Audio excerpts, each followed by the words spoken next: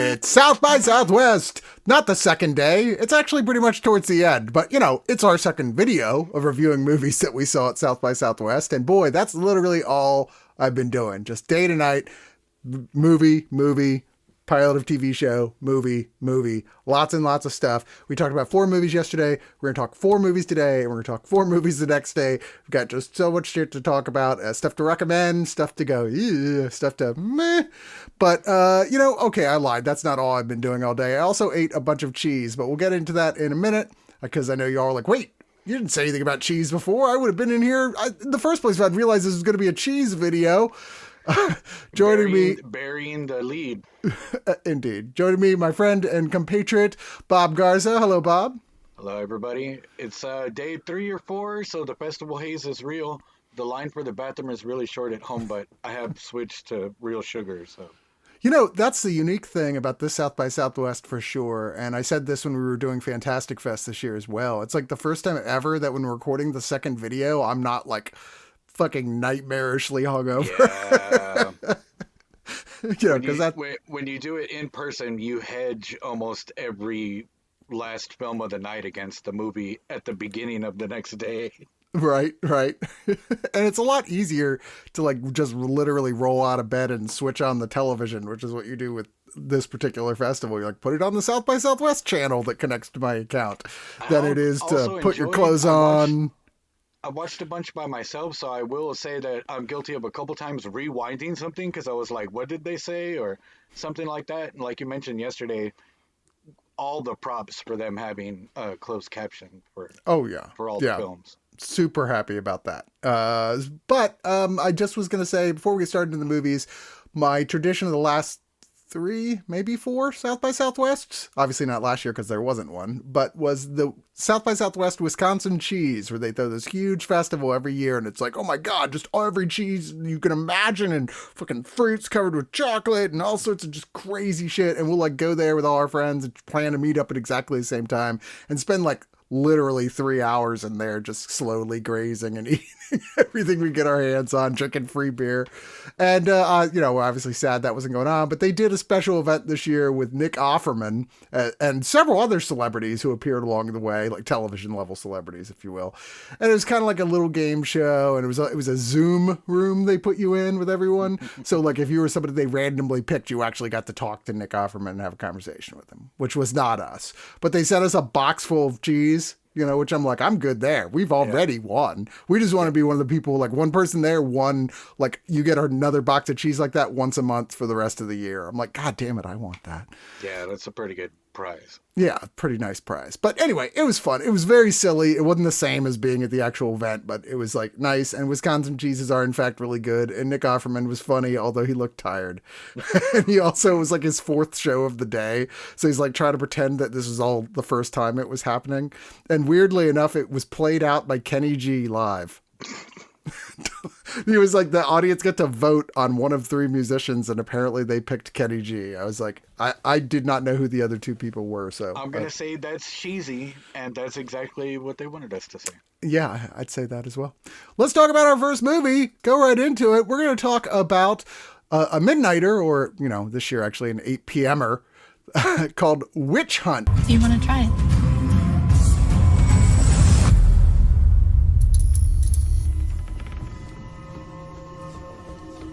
I know this is one that was very much one you were looking forward to in particular.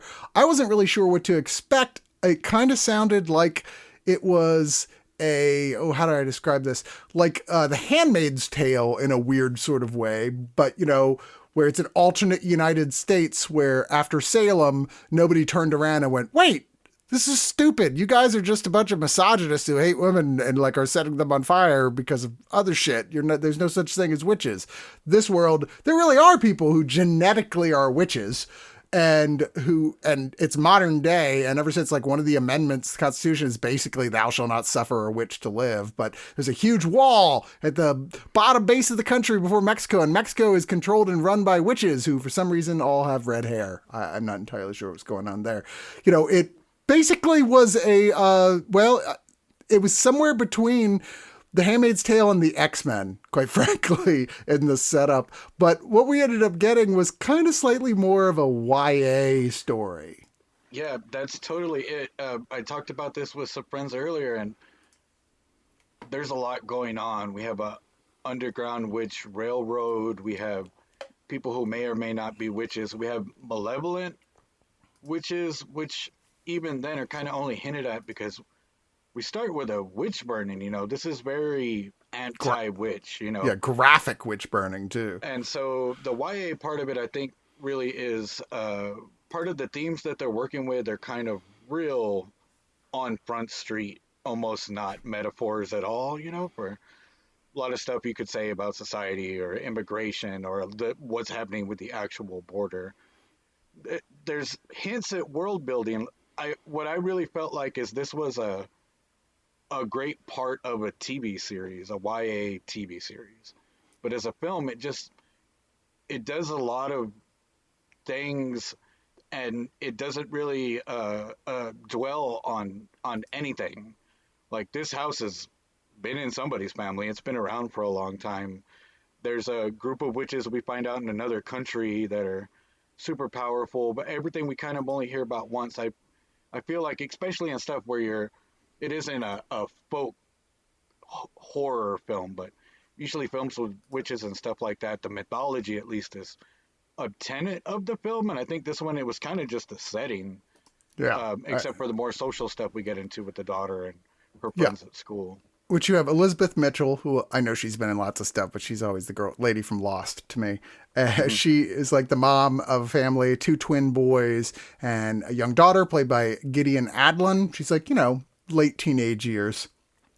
And, we deal a lot following the daughter more, where she's in high school and everybody's very anti-witch, and there's anti-witch, like basically ICE, who come in and they're like, oh, well, we're doing the prick test, where they, prick someone to see if they're witch, look for witch marks. They literally do the dunking in the water to see if they float. But now, like, they actually give them air, but, if they float to the surface, because he can't go around just murdering high school girls willy-nilly for centuries. Someone would have put a stop to that at some point. Anyway, and Elizabeth Mitchell's house, she's running, as you said, a halfway house for witches, these red-haired people who do actually have powers. They actually can, like, go through walls and communicate with the dead and shit. And we see, like, early on, like, the one she was keeping, she thought she got away, but she got burned alive and caught.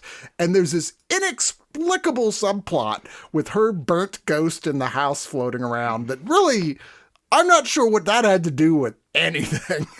All of this, so many things in here felt like you said, they felt like elements that were going to be part of a television series, because there's stuff that, like, well, that didn't go anywhere. Like, there's these trio of dark witches that appear, and it's never explained who they are or what they're supposed to be or what they're connected to.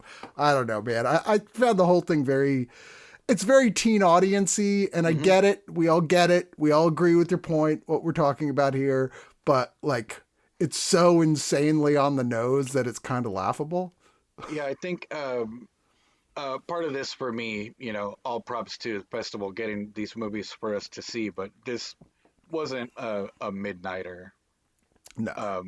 There was a couple horror stabs in the film, which I really did enjoy, but even that was just kind of something that happens and doesn't get capitalized on it. But it's done by Elle Callahan. I really liked her last film, Head Count, which was about some kids partying in the desert, and they may or may not have accidentally started a ritual. And that one is a great movie on rewatch because it is kind of vague and, oh, what happened? And then the ending. This one, when you're telling such a story with as much message as this one had, I don't think it was supported by like I said, there was lots of stuff. There's some Anne Frank hiding in the walls, kind of, they live in our house, and that's cool. But also, while I need my daughter and sons to be cool with that, no one knows about these. Are they bad ghosts? I mean, they're the only ones that don't look friendly like the other ones, but there's certainly a lot of dead witch things happening in the house that nobody's talking about. Yeah, I don't know. I mean, really, it really was like a pilot. I mean, it felt like a spec pilot.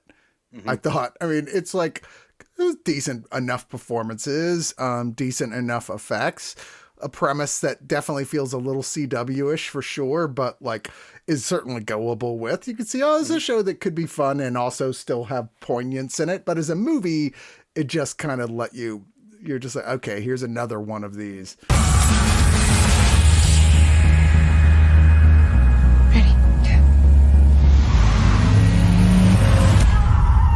So anyway, let's move on to the next one, and I'm going to let Robert take the lead on return of Andrea Riseborough. She's been in everything lately. She's having a huge couple years, especially after being in Possessor in 2020, which was a big deal for her.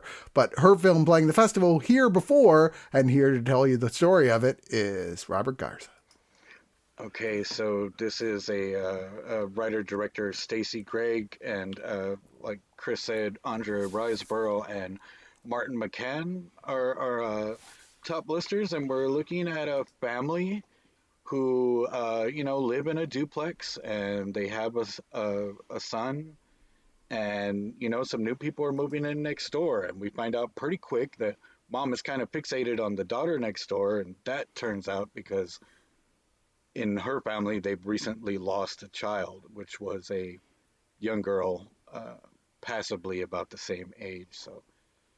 the movie starts off as, grief and, irrational fixation, maybe hyperfixation on the daughter from Riseborough's character because she's lost someone. And then, she wiggles her way to spend some time with the child at first against her will, but then later she seeks it out where the daughter starts to do a little more than remind her of her daughter. And so then the film starts to be more about, is it possibly that her daughter who's passed away may be with us in this situation? And we've got lots of ways to take that kind of story. And I think this one really does move the joystick around as far as once you get past about 45 minutes in the film, it's a ride. I sense you like this one a lot more than I do. And I like Andrea Riseborough. I'm always like, wow, she can take anything even bland and elevate it through her performance. And she does give a good performance here. I'm certainly not denying that. I just thought this is a movie that sets itself up as being a lot more interesting than it actually is. In the end, the truth of the matter is just almost feels a little Lifetime movie-ish, I thought. I was like, this is a little, I don't know, maybe too simple. Like, the twist, as it were, you're expecting something really big and it's like, wow, that was the twist. Okay. I mean, it's not that it's implausible. It's just mundane, yeah. I thought. Yeah, it kind of, the thing I dug about it, especially when you get in the middle and the score changes to be a little more tense and, oh wait, what kind of film are we watching? It reminded me of films like 45 Years and Personal Shopper, which both have this, we're watching what you assume is visually actually going on in this world and not able to tell if something's happening or not happening. And I thought that was neat, but once you get into where they decided to take it in the third act, yeah, it just seems like we keep talking about television. That's kind of, almost diminishing, but it seemed like an episode of it could have been a Twilight Zone episode or something like that. For it to end like it ended was certainly darker than a Twilight Zone episode would be, but even then it didn't go all the way there. It was like it pulled its punch at the very end. I was like, oh, okay. I mean, it's like the whole movie felt like, we want to make sure no one thinks this is a horror movie. That's what it felt like. Like, here's a movie that's decidedly supposed to be made like a horror movie. Everything is set up for it to be a horror movie. And the director's like, I'm not making a fucking horror movie.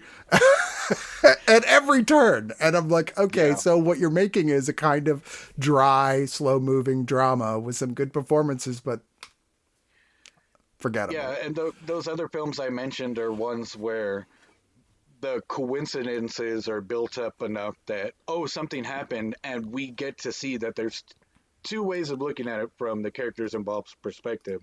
This one's not really like that. It's pretty... Andrea Riseborough has a certain rose-colored glass that she's wearing.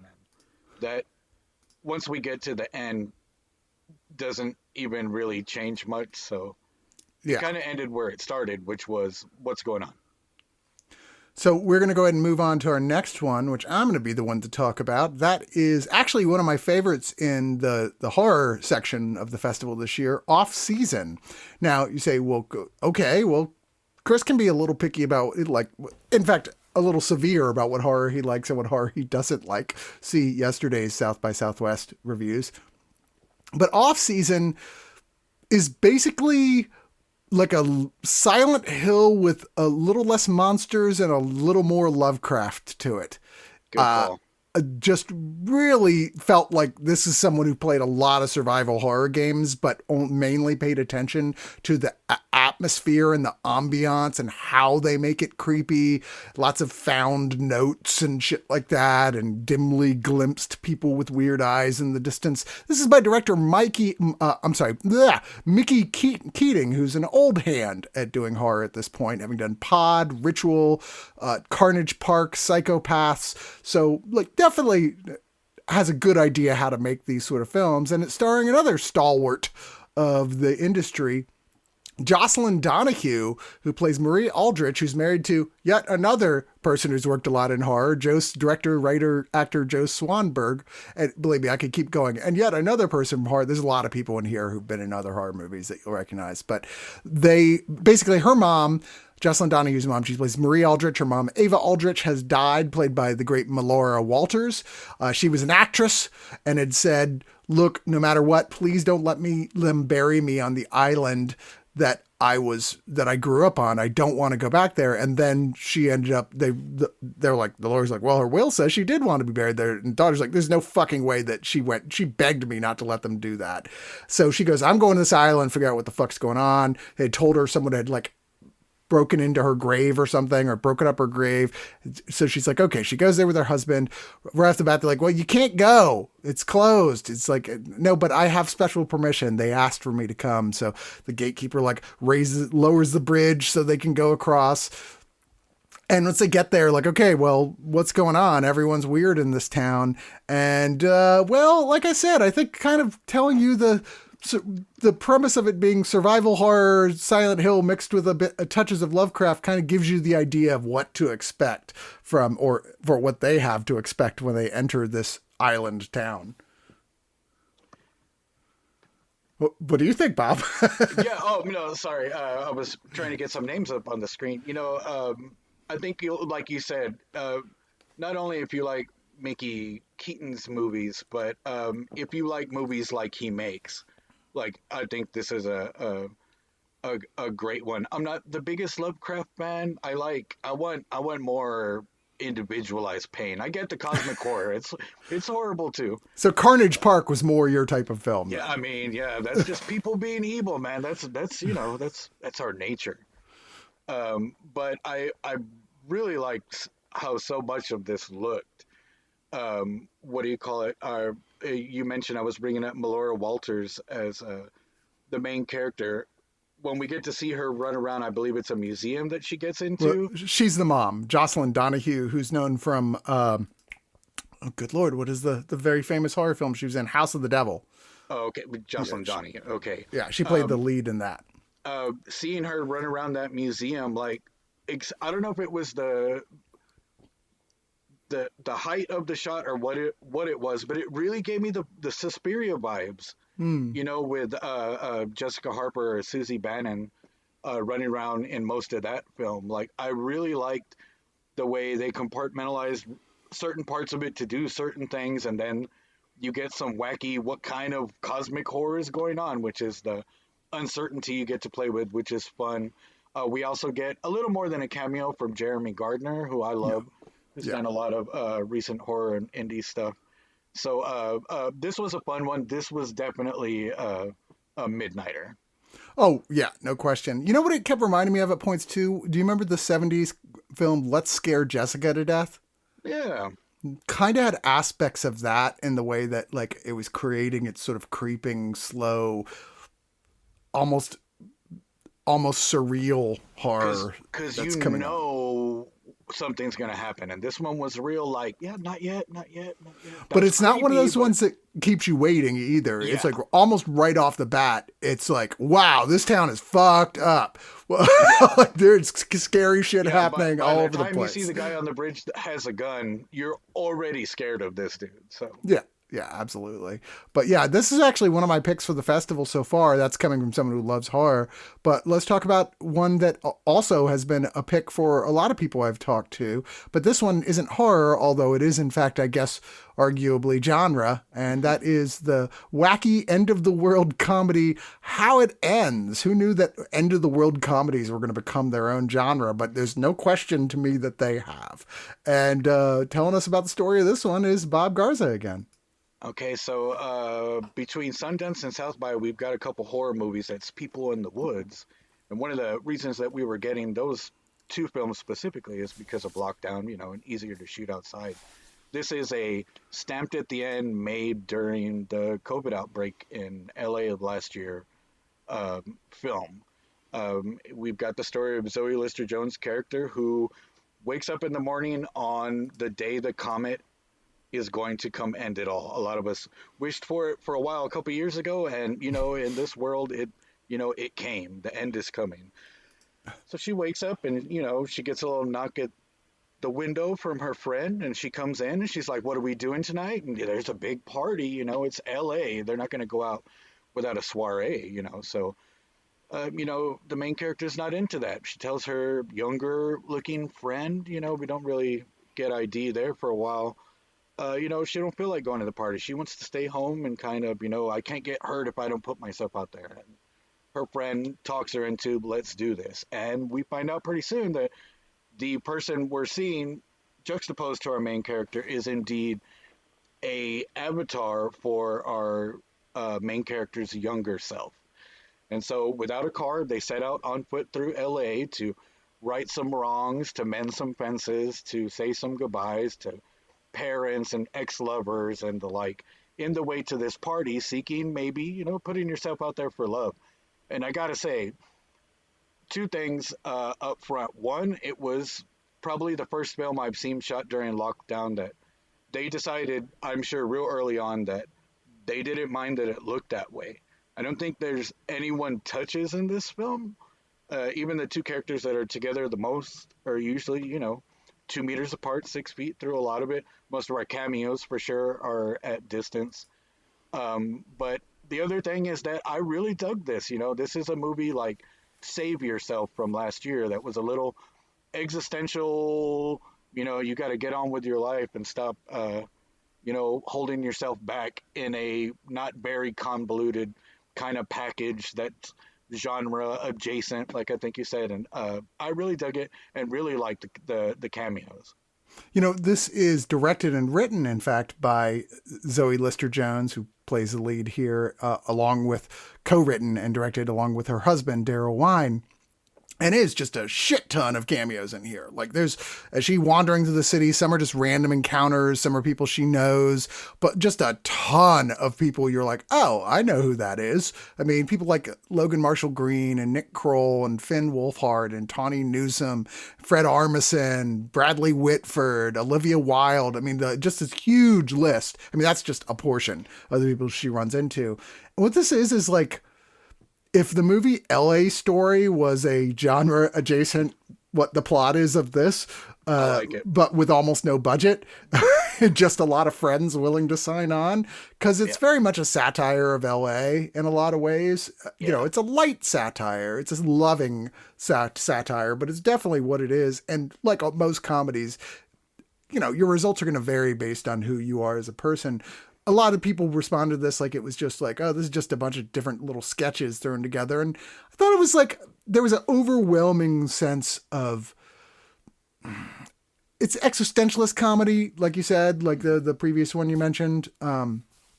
But this one is definitely more lighthearted about it, even though the whole time you're like, well, they're definitely going to die. There's like one guy at one point says like, I don't believe any of it, but he's like a, flat earth type guy. So you're like, okay, well that guy's probably almost certainly wrong. So the whole time, no one really seems that upset that the world is coming to an end, where the only place I could see people dealing with it the way they are is people in LA. And that's kind of the joke, is that everyone's like, yeah, you know, I mean, the weather's going to be beautiful. The weather's going to be beautiful. I mean, they're ready for the fucking whole state to fall off into the ocean any day now for decades anyway. So it's like, yeah, you're always kind of feeling like this could happen at any time. I found it very lightly amusing, but always pleasant. You know, it's like chuckle funny. It's never laugh out loud funny, but like it always feels pleasant. You're with these characters. I like the aspect of that, you know, the younger version of herself has previously always been kind of an imaginary friend, but because it's the last day on Earth, it's upset something in the air. And so now people can see and relate to her like she's just a regular person as well. They encounter some people that are other people's like imaginary younger selves that, you know, like Fred Armisen that plays that. You get what you would want with this type of comedy slate of cameos, that they really play up. Like Fred Armisen is just fucking Fred Armisen in the movie. It's great.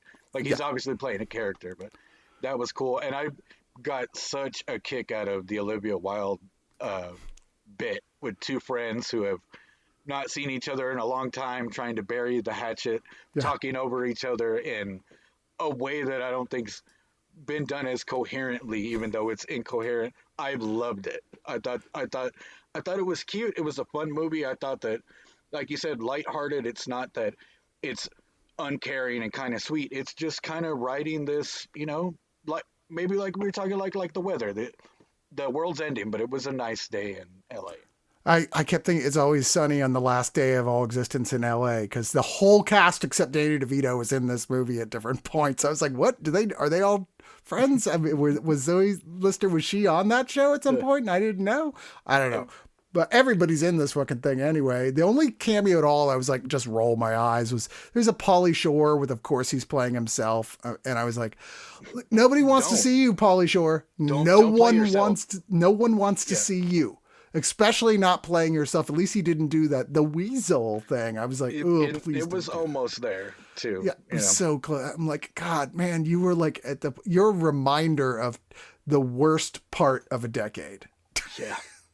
So my big two takeaways in the notes so far of this South by are Dick Jesus and ketamine nasal spray. Ketamine nasal spray. Yeah, there's a thing with like, oh, the party's not going on now. She apparently overdosed on ketamine. She took 8 times the normal amount, and they found her in a hunting cave. In a cave with 2 dead rabbits in her purse.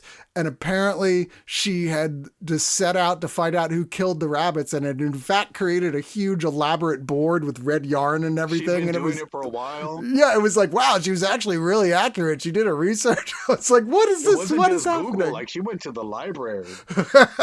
That was good stuff. That was good. But we're going to wrap this one up. We'll be back again tomorrow with yet another episode, or I'm not sure it's going to be tomorrow. It might be Monday when you see it, but you know, soon with more of the films from South by Southwest, because we still got more to talk about. Thank you, Bob, for joining me, and we'll be back. Hey, thanks for watching our video. This is Oneofus.net. Like and subscribe to keep us going. Check out all the rest of the videos we have here on YouTube. Go to Oneofus.net for tens of thousands of audio recording podcasts that we've done reviewing your favorite movies and television shows. And you can even become a subscriber there for yet more stuff, including commentaries for movies and television shows. Join Oneofus.net, support Oneofus.net, like and subscribe, and thanks for watching.